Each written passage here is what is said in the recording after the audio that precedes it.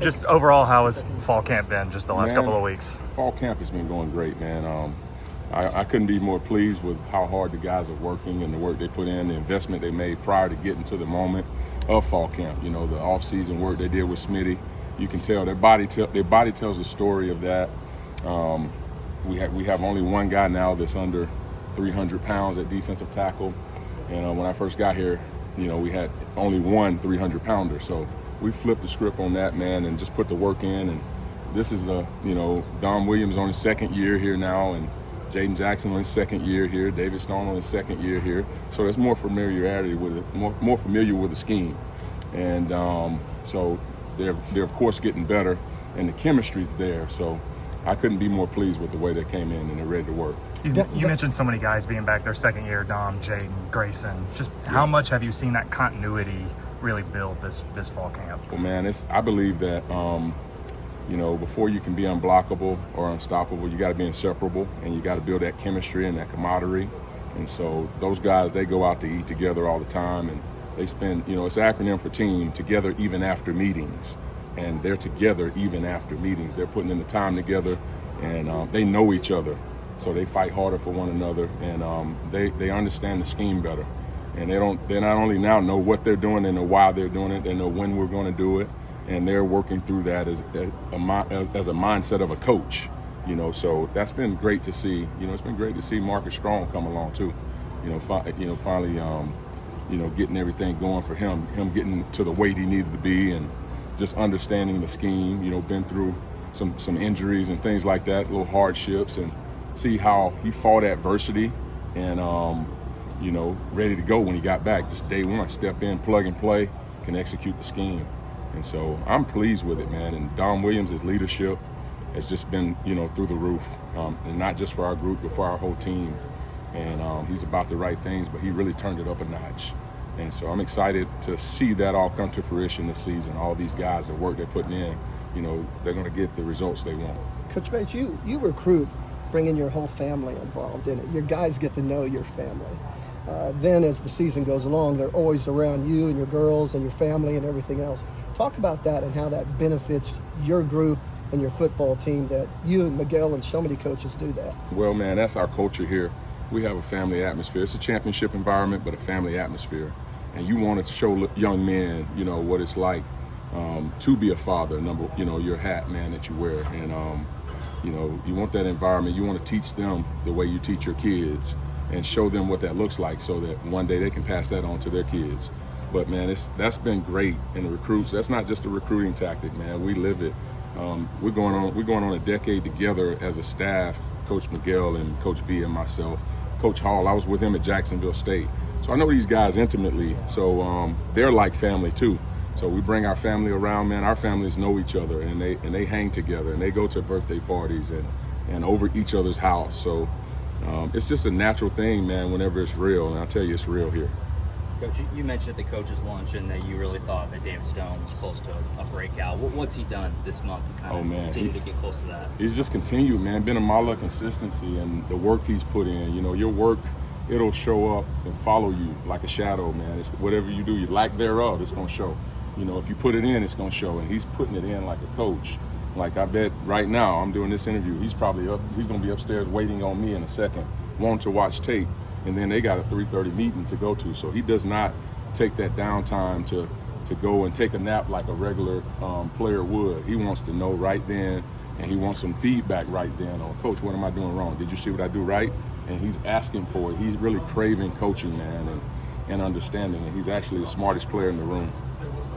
You mentioned Dom Williams a little bit earlier. His second year in the system, we've heard a lot just about his leadership, taking a step forward. But for you, what are maybe the biggest differences from him a year ago to this point now? Man, just he set out, you set a goal every day, every year you set goals for yourself, and, the things that you need to improve on. And his was vocal leadership and his pass rush ability, and just being more of a vertical player, getting up the field a little bit and jumping the ball. And he's done those things. And he attacked it day one to day right now, since the last second, ticked off the clock of the season.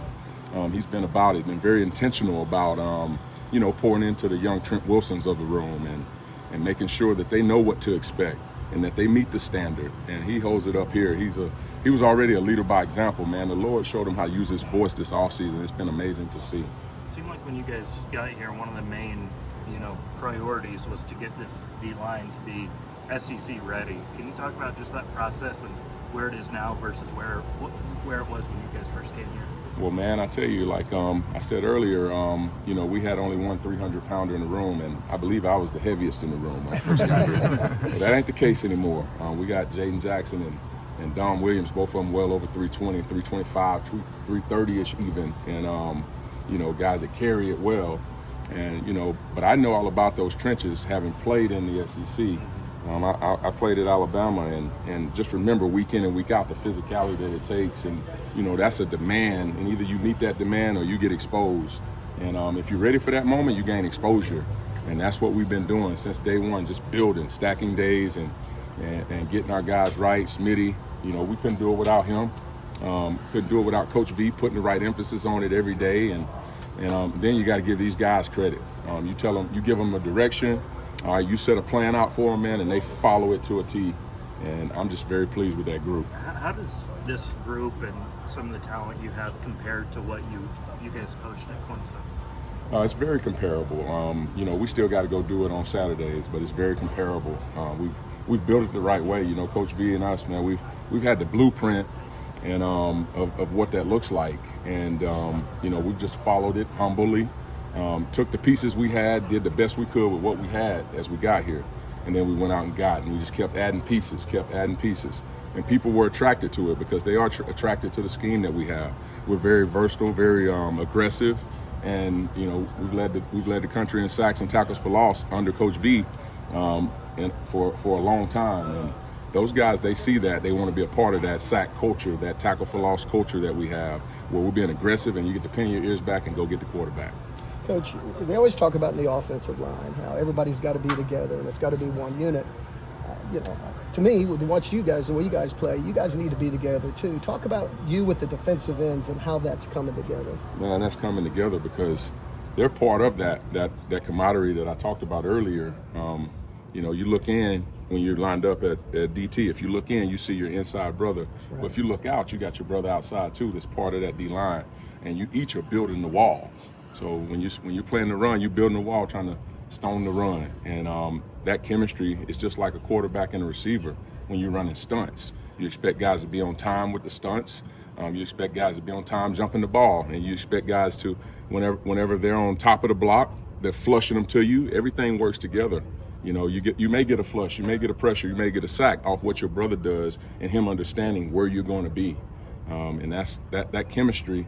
That has to come over time, and that's why you're seeing it now. You got Grayson and R. Mason, who are fourth-year guys now in the system, and then you got Don Williams, second guy in the system.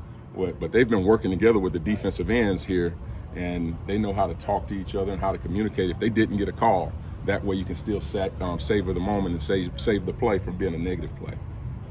What have you noticed, just the competition in your room, but also those guys going against the offensive line? Their competition for the last couple of weeks. It's been iron sharpen iron, and sometimes sparks fly, and you love that. You grow from that, and but you bring your best foot forward, or they're going to beat you.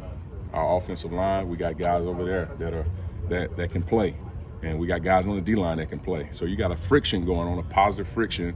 A give and take, a push and pull, a punch and punch back type of deal going on every day, and that's what you want because that's what the season's going to be.